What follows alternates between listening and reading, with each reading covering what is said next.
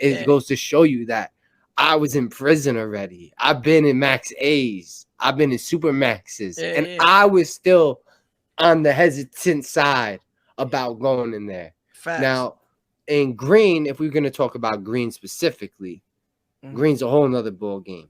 And I only say that because you got a lot of the youngins there and they ain't doing nothing but cutting.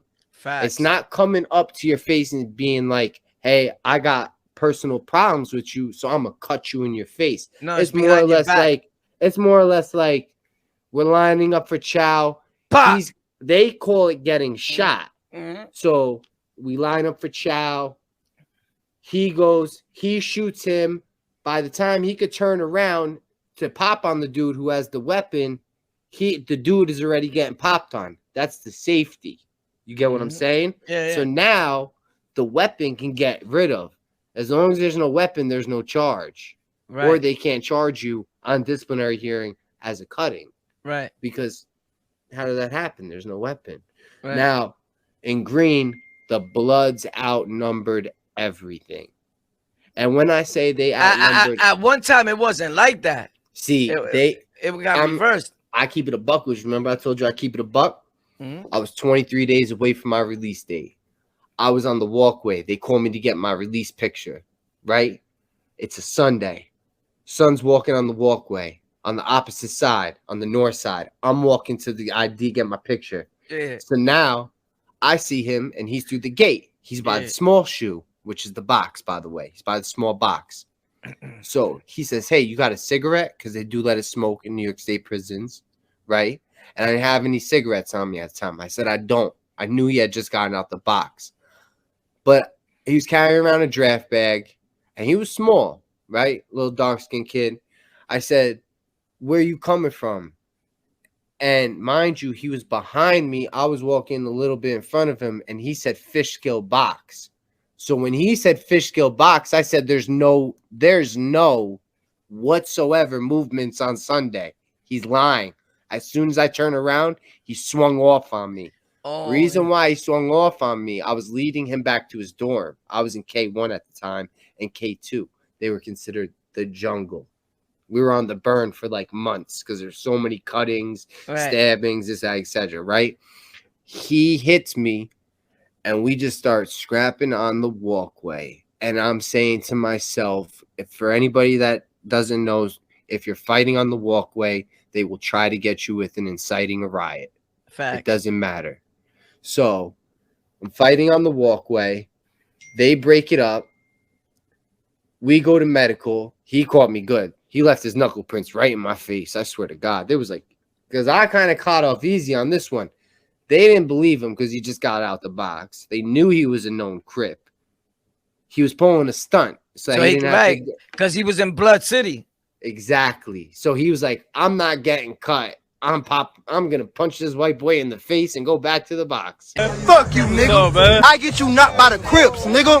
And this is what gets me mad, because when the tables were reversed and all these little gang members started talking on the internet that they was popping on all these kings and the others, they were popping on innocent people that had nothing to do with that gang because they wanted to go back to the box because they was outnumbered. So they lived in the box and then came out years later and get props like you was putting in work. How? You put in work on a meek and humble white boy or Spanish dude that had nothing to do with it, and you was stuck in the box for 30 years. I don't respect it, but go ahead. Yeah, like, you know what I'm saying? You want to do that to a blood while he's by himself. Facts. You know what I'm saying? There was other dudes on the walkway walking around. You was wandering around that walkway from south to north side. You could have caught somebody. Facts. Don't act like you couldn't. Like I was only bystander. They don't do that. They do it to the innocent, humble dude that has nothing to do with gang. That's a coward move. You know, and like I like you were mentioning before, like I've had dudes that was in gangs that have went out for me before their own people have went out for them. You know, you get what I'm saying? That aspect. And you know what I fucking hate the most? I hate the fucking most how you could come into the house and you could dictate the phones, right? Because you're fucking outnumbering everybody in the house. And you could get shower slots and phone slots, right? Because you're a tough guy, right? But then you're on the walkway and the CO is smacking the SHIT out of your mans, right? who's in the same set as you, and you walk right past him, and you look him right in the face while he's getting smacked up. That's But facts. you know what I'm saying? Fuck you, nigga. Man. I get you knocked by the Crips, nigga. That's what gets me tight the most. I seen that happen. Because if you're gonna be about it, be about it. Because you know what, back in the day, from my understandings, because I hung out with all the OTs, we wouldn't have left. Nah, definitely. We would have stood there until he left that wall. Yeah, facts. Facts. I'm not going nowhere. The CEOs be like, we gotta let this dude go because these dudes ain't going. But you taking all of us, or something's gonna happen. Facts. You know? And facts. So, like, that's the way it was. And it's still like that with some people, but you're right. There's some that let it pass. And I'm like, wow. So anyway, you had that experience. So homeboy pops on you for no reason to save his own behind. And that's good that you told that story, man, because that's something that I always spoke about, that dudes are popping, and not just Crips. I don't want to point out just one gang, but that's just so happened the gang that did it with you. But every other gang, Bloods was doing the same thing by the Bunions. And it's a sad thing, bro. It's a sad thing for those dudes that were doing that in the 90s and now, because that happened to you in 2000. Look at, and you pick somebody humble that ain't got nothing to do with gang. That must have been traumatizing to you. So today in your life, has all that affected you? Your prison stay, Rikers Island, when you think about it, like, did it make you like a little MO-ish or what? Yeah, MO. That stands for crazy. Yeah. Yo, to be honest with you, and I feel like not a lot of this is addressed either, but like I suffer from depression, I suffer from anxiety, I suffer from PTSD, I suffer from, you know, maybe I'm crying about it a little bit more than I should be. Nah, it's cool. It's cool. You know what I'm saying? Cool. But like, there's days where I wake up and I could shake if I think about going to a mall, because it's like a social anxiety sort of thing, because I was so used to being confined for so long. I also want to mention I did spend 18 months in the box throughout this whole process. You know, there's lots and lots of experiences that happened throughout these. Total, I spent 7.5 years in state. I've been, you know, in and out of counties, and juveniles, you know, like I mentioned before, countless. You know, I've been on hunger strikes. I know you've heard stories about Gowanda, so I know you know that I had to get up out of there. There was no if and buts about it. I had to get up out of there, and I was pulling the first stunt I could. And that was it. No, I'm hearing voices. This is not a mental health facility. You cannot give me the necessities that I need. Send me out of here. Send me out of here. Guess where that landed me? Attica for fucking 6 months. Pardon my language. Wow. Yeah. But you seem like, you know, after all that said and done, you seem like you still got a pretty good head on your shoulders. I like you. You're a funny dude. It's hard for me to like people, even if I interview them. But what I'm saying is this, right? Appreciate that, bro. That's what's up. Yo, it's likewise, you are. Yeah. So your parents are alive right now? Yeah, like actually my parents are alive, but my mother, she's schizophrenic, and my father, I don't talk to him. Like, he's got order protection on me. Like, last thing I need on my hands is another felony. Like, and it was over some dumb argument, and I think he did it on purpose because he's marrying some girl from the Philippines. So, you know what I'm saying?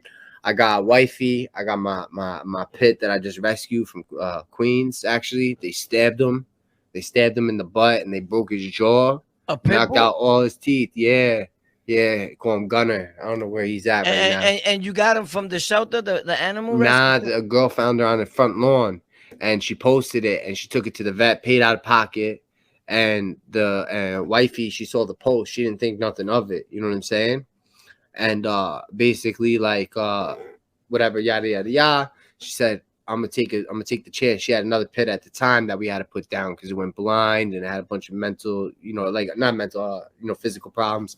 Yeah, so he's best dog ever, sweetheart. He's just very, very timid because, you know, I don't know what he's been through. He's been abused. So my guy, somebody posted this dog and said, look, this dog is missing his teeth, and somebody stabbed it. Stabbed him in the butt. I can send you the post, you know, afterwards if you want. Send it in his ass, broke his jaw, knocked out his teeth, and she took him to the vet and said, listen, I would keep him if I could, but I can't. I'm looking for a pet-friendly home. And so wifey said, yo, I'm taking him. Oh, that's the awesome story. You guys are great. Yo, that's what's up, bro. Yeah, I got a good wifey. Like, I you know what I'm respect saying? that. I respect that so much. I'm a super dog lover, bro, especially Bro, pits. he Yo, is a crybaby too. When it thunderstorms, he starts shaking. He's a crybaby, bro. yeah, that's good. That's good though. You don't want a dog being a That's super savage aggressive. anymore. Yeah, we used to do that when we was young. We want to cool. We want to treat dogs good. You know what I'm saying? They're like humans. They can't talk. They're But better. yeah, they better than humans. Believe that. So that's crazy, bro. So